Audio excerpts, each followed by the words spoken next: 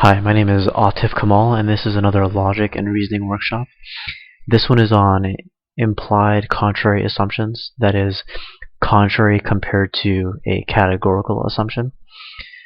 If you have any questions or comments, you can relate them to me via Skype. My username is autif.kamal, or you can relate them to me via my email address, which is projectoptimization@gmail.com. Okay, so the reason why we're going into this is because if the categorical assumption is accurate, then so will the contrary assumption. And the contrary assumption will be formulated in such a way that it has opposite terms or quantity compared to the categorical assumption. So you're thinking about an assumption of an argument in a totally different way. So it just gets you to think about the argument from aspects you might have neglected. And I'll give you some examples in this workshop. So here's an argument. You have there is a resistance to change because of customary behavior. Now first, the categorical assumption that we get is that everyone who behaves customarily is resistant to change. So if one person would be resistant to change because of customary behavior, then presumably every person who behaves customarily will be resistant to change.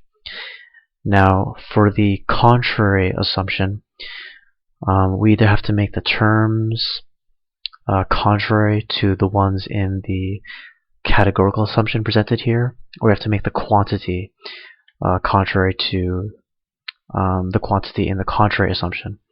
And here's an example of a contrary assumption that I got. So all unconventional behavior implies willingness to change. So in the categorical assumption we had behaves customarily. What is the opposite of behaving customarily? An example would be unconventional behavior. So those two sets of terms are contrary to each other. What's the opposite of being resistant to change? It would be a willingness to change or accepting change. So resistance to change is contrary to willingness to change. Okay, but the quantity in the contrary assumption stays the same. Okay, so that's an example of how to formulate what I'm calling a contrary assumption. Now here's an example for you to do on your own. Here's an argument. A firm will refuse to employ a worker because they deem that worker to be unreliable. So you should do two things here. First, you should formulate what you think would be the categorical assumption. Then based on what you get for the categorical assumption, you want to formulate the contrary assumption. Now you're going to have to decide which terms you would make contrary. You don't necessarily have to make all of them contrary. And you'll decide whether you want to make the quantity negative or positive. And remember to keep in mind that both the categorical assumption and contrary assumption should be able to be true simultaneously. Okay, so I'll give you a moment to work on that. If you need more time, you can pause the video. Otherwise, I will move on to the answers.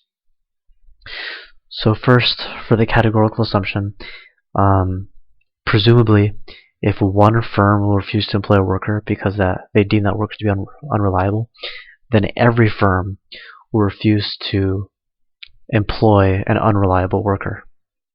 Okay, now based on that, we either have to the categorical, or rather the contrary assumption, will either have terms that are contrary or quantity that is contrary. In my case, I chose to make the quantity contrary to every, so we have no and every, and I chose to make one of the terms contrary, but not both of them. I made reliable in the contrary assumption contrary to unreliable in the categorical assumption. But notice that refuse remains in both the categorical and the contrary assumption.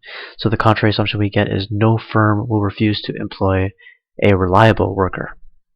Okay, and I have one more example. Another way to formulate the contrary assumption would be all workers that a firm deems reliable will be accepted for employment. So the quantity in both cases, in both the categorical assumption and this contrary assumption, stay positive, so those are not contrary. Reliable is contrary to unreliable, in the categorical assumption, and accepted for employment is contrary to refuse to employ in the categorical assumption. Okay. Now, if you'd like more practice, you can go to books.google.com, enter a keyword that you're interested in, and select a book. You want to make sure that book either has a preview available or is a free Google ebook. Then within the book that you select, search for because, and you will either seek inspiration to formulate a standard cause-effect sentence, or you will just pick one straight out of the book that you're searching through, and then you'll formulate a contrary assumption. And of course, if you want to make it easier to formulate the contrary assumption as we've done here, then you want to formulate the categorical assumption first. Okay. Now next up, I will talk about what I'm calling an implied contradictory assumption. And based on how I've showed you how to formulate a contrary assumption as compared to a categorical assumption, how do you think you'd formulate a contradictory assumption? You can think about that, but in the meantime, I'm going to work on the next video, and that's when you'll find out how to make or how to formulate an implied contradictory assumption. Alright, thank you.